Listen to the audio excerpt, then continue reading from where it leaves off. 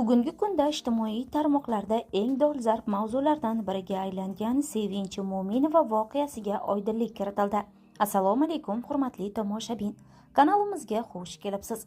Videoroliklarimiz ostida bir dona like hamda podpisatsiya tugmachasini bosib qo'yishni yodingizdan chiqarmang. Xabaringiz bor, Sevinch Mo'minovaning avtohalokatga uchraganligi haqidagi xabar barcha kuzatuvchilarini qayg'uga solgan edi. Ammo oradan ko'p vaqt o'tmay uning yana bir intervyusi muhokamalarga sabab bo'ldi. Unda aytishicha, xonanda Sevinch Mo'minova barchasini oldindan bilgan ekan, ya'ni ushbu holatlar uning tushida ayon bo'lgan.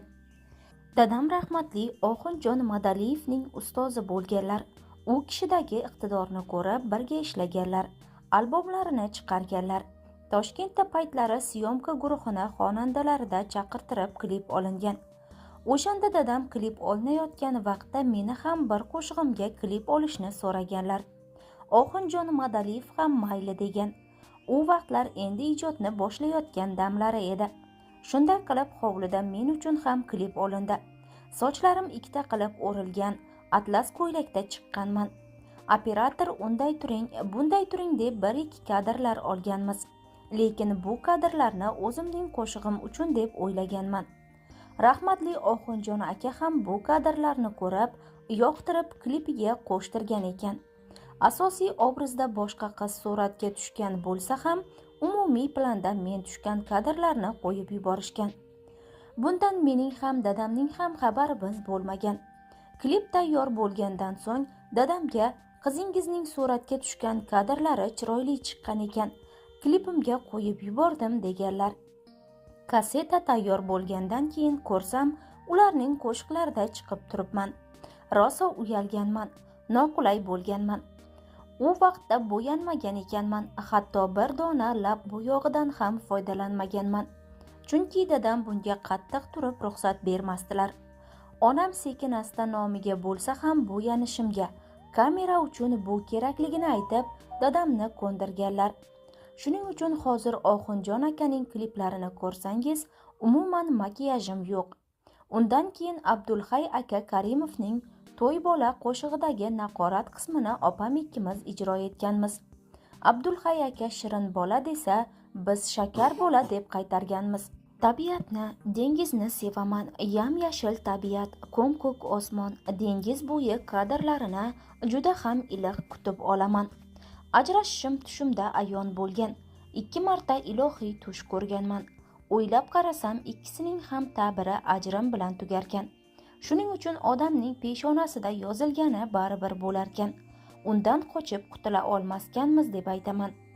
Tushimda 4 qavatli katta derazali binoda ko'p odamlar to'planib turgan ekan. Qiyomat bo'layotgan emish. Men, Sharof, qizim, uchalamiz ham shu yerda turgan emishmiz. Qizimning qo'limda ko'tarib olgan ekanman. Vahima boshlandi. Oxiri zamon, dunyo tugayapti deyishayotganmish.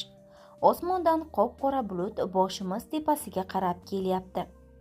Bulut o'tgan yerlar yonib ketyapti. Yulduzlar yerga to'kilyapti. Qop-qora bulutning orasidan nimalardir qo'shilib tushyapti.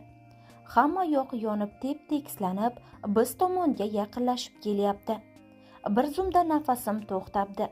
Hamma qochayotgan paytda men ham Sharofga yuring, ketaylik bu yerdan desam, u menga ketmayman, shu yerda qolaman dedi. Yuring, ketdik, bu yer yomon deyishimga qaramay, u ko'nmadi. Ko'zlariga qarab, endi qizim bilan yolg'iz ketamizmi, ketmaysizmi deb qayta-qayta so'rasam ham biz bilan ketolmasligini aytdi. Men bu yerdan bolamni qoldira olmayman deb Sharofning o'zini qoldirgancha qizimni ko'tarib yig'lab ketibman. Keyinchalik bildimki, bu tushlarimda ajrashishim ayon bo'lgan ekan. Har bir kunimda taqdirimdan roziman. Allohimga shukrlar bo'lsin, baxtliman. Asosiysi qalbingizda baxt tuyg'usini his qilishingiz kerakligi. Misol uchun eringiz bo'lsa, hayotingiz ham qonun qoidasida yozilganidek bo'lsa-yu, ichingizdan baxtni his qilmasangiz, mana bu haqiqiy baxtsizlik. Ba'zida izohlarda shunday ayolni baxtsiz qilib ketdi-ya, essiz, shunday ayol baxtsiz bo'ldi degan izohlarga ko'zim tushib qoladi. Shu kabi yozib qoldirilgan izohlarni yomon ko'raman. Iltimos, bunday demanglar. Allohimga behisob shukr baxtliman. Sizlar qalbimdan qanday baxt tuyg'usi o'tishini bilmaysizlar. U tuyg'uni his qilgan odamgina tushunadi meni. Ilohim baxtimga hech qachon ko'z tegmasin. Ko'pincha uylanmagan yigitlar ba'zan ajrashganlar ham sovchi qo'yishadi. O'zim tengi bo'lsa ham, mendan kichikroq insondan sovchi kelsa ham, u insonning dunyoqarashi, fe'l-atvori menga to'g'ri kelsa, u insonga nisbatan iliqlik his qilsam, turmushga chiqishga rozilik beraman. Yosh bo'lsa ham, fikrlashi katta bo'lsa, hayotni tushunadigan, fikrlashi joyida bo'lsa, xo'p deyman albatta. Agar ayoli vafot etgan yoki ajrashgan bo'lsa, unda ham nima sababdan ajrashganini bilishga harakat qilaman. Chunki odatda ayollar yaxshi erdan ajrashishni xohlamaydi. Ayollar ham yaxshi erni qo'yib yuboradigan darajada ahmoq emas. Ammo ba'zan xato qilib qo'yadigan, adashadigan ayollar ham bo'lishi mumkin. Kechirib bo'lmaydigan ayblar, erkak ajrashgan vaziyatlari ham bo'lishi mumkin. Yigitning dunyoqarashiga qarab tegishi mumkin.